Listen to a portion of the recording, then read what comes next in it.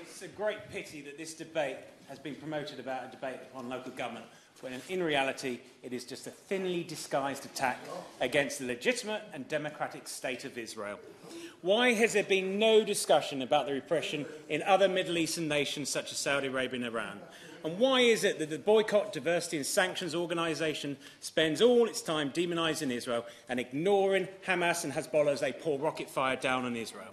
The premise of the debate has more to do with cheap political point scoring than with the lives of individuals. And if such actions of the BDS were successful, Palestinian workers would risk losing their jobs if economic sanctions were directed against Israeli firms that employ them.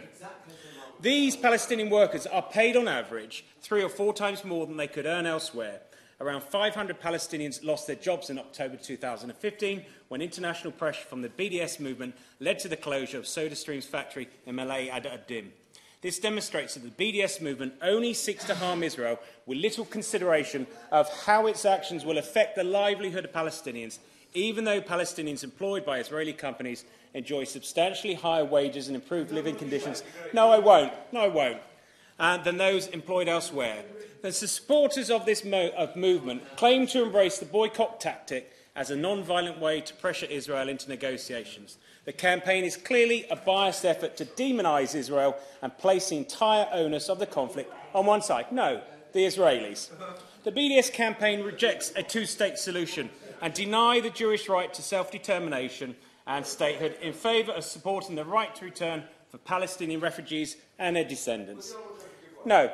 In fact, the BDS movement has an anti-Semitic foundation. No. One of its co-founders is on record for rejecting the right as a Jewish state in Israel. Indeed, reports of anti-Semitic attacks being perpetrated in Europe can be directly linked with a hateful rhetoric espoused by many BDS campaigners, and BDS founder Omar Bakatouri has repeatedly expressed his opposition to Israelis' right to exist as a state of the Jewish people. But most telling of all, that the Palestinian Authority itself does not support a boycott. No. Lord, let's hope it is a point of order.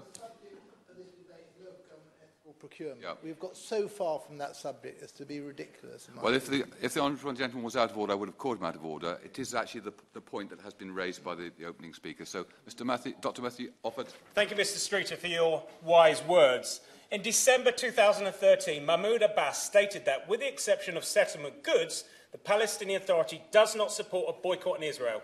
We do not ask, he said, anyone to boycott Israel itself. We have relations with Israel. We have mutual recognition of Israel. And it is welcomed by myself and my constituents that the government has announced new rules to curtail silly left-wing town halls and all publicly funded bodies from adopting politically motivated anti-Israel boycott and disinvestment campaigns. Apology accepted, Mr. Pound.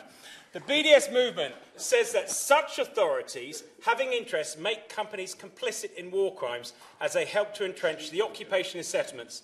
If that was the case, Mr. Streeter, why didn't the BDS and its supporters seek a ban on British goods and services when Tony Blair decided to invade Iraq?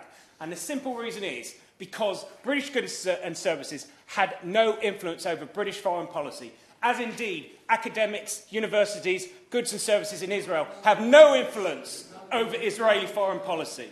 So in conclusion, Mr. Streeter, what Labour and the SNP failed to achieve at the general election, which was a majority or coalition government, we will not let them seek to do so at the local level.